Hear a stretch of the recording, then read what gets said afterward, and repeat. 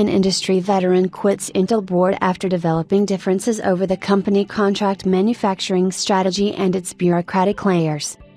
The mayhem at Intel's corporate headquarters seems endless, with board members leaving, mass layoffs, a stringent cash conservation strategy that has now seen dividends slashed and winning investments, such as those in ARM Holdings, dumped unceremoniously, and a stock price that is in a tailspin. What's more, even Intel now expects no improvements until at least 2027.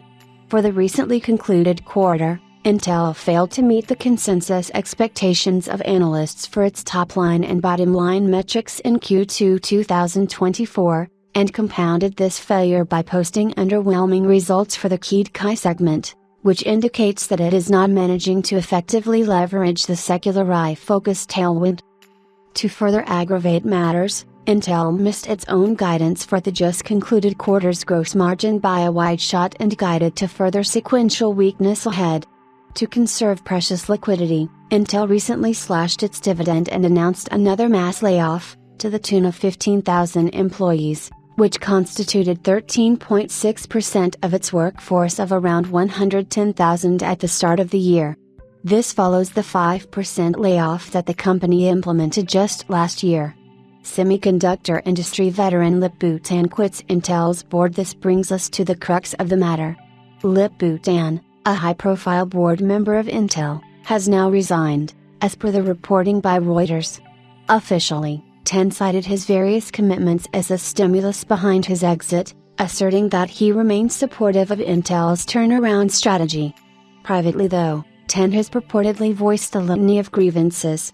To Tan, Intel appears a bloated mess with inertia-inducing layers of bureaucracy, including an army of middle managers who thwart innovation at the company's desktop and server divisions.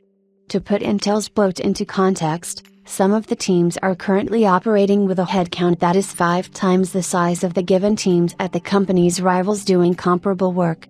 Some of Intel's former executives, as quoted by Reuters, see its work culture as complacent and uncompetitive, which is a material deviation from the "only the paranoid survive" maxim of the company's co-founder, Andy Grove. In fact, with Intel employing more people than Nvidia or TSMC, a former executive believes Intel should have doubled its recent layoffs, and implemented that culling years ago. As for a turnaround, Intel is currently focusing on its foundry unit to drive margin growth.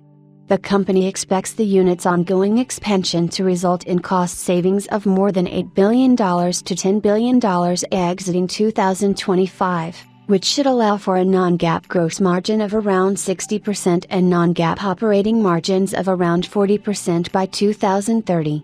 Yet, according to sources close to Tan, Intel refused to follow his recommendations on steps to make the contract manufacturing business more customer-centric and to remove unnecessary bureaucracy, leading to his frustration.